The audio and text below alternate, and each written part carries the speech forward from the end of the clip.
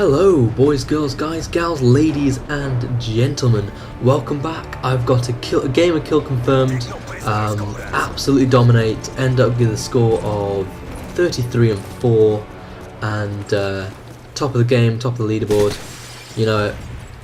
So again, this isn't going to be about the gameplay, but I'll talk about the class quickly. This is my P90, possibly my favourite gun. I am rocking the two attachments, the silencer and rapid fire. And my specialist setup that I do love so much.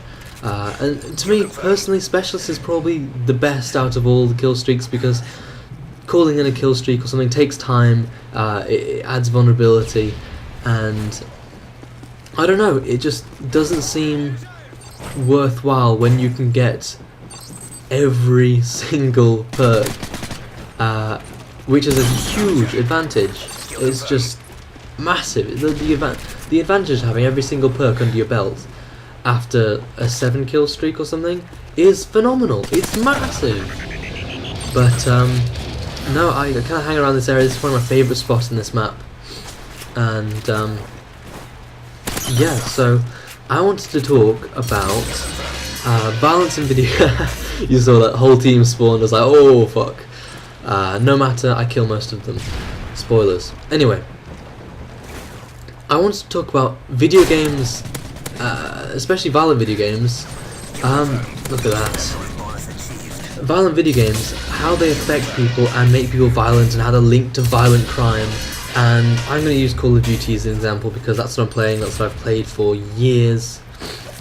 And what I want to talk about is people are saying there's a higher correlation between people who are committing crime and violent video games. And that's mainly because the demographic for for these sorts of for Call of Duty is the age range between, I'm going to say 14, even though they're not supposed to be playing legally anyway, 14 to about 30ish. And if you look at the people who are committing crime, that's the same sort of age, maybe slightly older. Maybe we're talking 16 to 26. Or something like that, but the majority of people play Call of Duty. I mean, if you say what sort of games do you play, if you're a casual gamer, hardcore gamer, most of the time you're going to get Call of Duty, Battlefield, you're going to get Medal of Honor, all these things, and they're all violent, air quotes, violent video games. And okay, air quotes, a load of bollocks, they are violent video games. I mean, I am shooting people in the face with a gun. That's pretty violent in this map, which so happens to be a story of a terrorist bomb in London, which has happened. But that still doesn't mean that, that video games affect people violently, or they don't make people violent. I think to be malicious in any way to people, to commit crime, means you have to have been either brought up or lived while you were growing up around crime and violent crime. You must have a tendency to be violent in the first place, to commit violent crime. I don't think people just commit violent crime because, I mean, could you imagine a serial killer killing just for the reason that, well, for no reason? Mainly it's because they enjoy it, the thrill, all these sorts of things. So people commit crimes for different reasons, and violent video games is not a valid reason. If you saw a guy come up in court where the only evidence or the only reasoning why he might have committed that crime is because he saw it on a video game. I mean, yes, it has happened. There are shootings in schools that were because of books and stories and all these sorts of things, and I believe Virginia Tech was one of them. And yeah, it can affect people. It can affect weak-minded people. Most people who play these games are not open to that sort of manipulation by a story or by a game.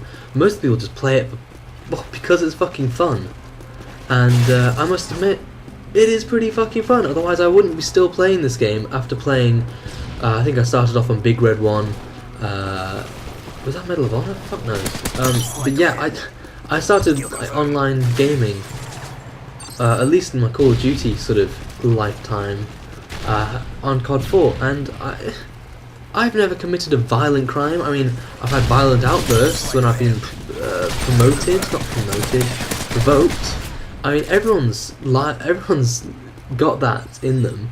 I mean, we're only human, So what have we been doing for the last, or what are we doing and have been doing for the last, I don't know, thousands of years? Well, we've been butchering each other for land because of religion, which is a terrible reason. Come on, religion is a bad reason to be fighting each other. Money, women, power, or food. I reckon we're gonna be fighting over food soon with the growing population. And really, it's just a bit of a bad excuse, and it's a bad story. And when I have kids, I'm not going to tell them, I'm not going to say you can't play violent video games because it's going to affect you. I'm just going to say you can't play violent video games because you're too fucking young. And that's the way I see it. I mean, I didn't start playing, oh, that's a lie, I did start playing violent video games pretty young.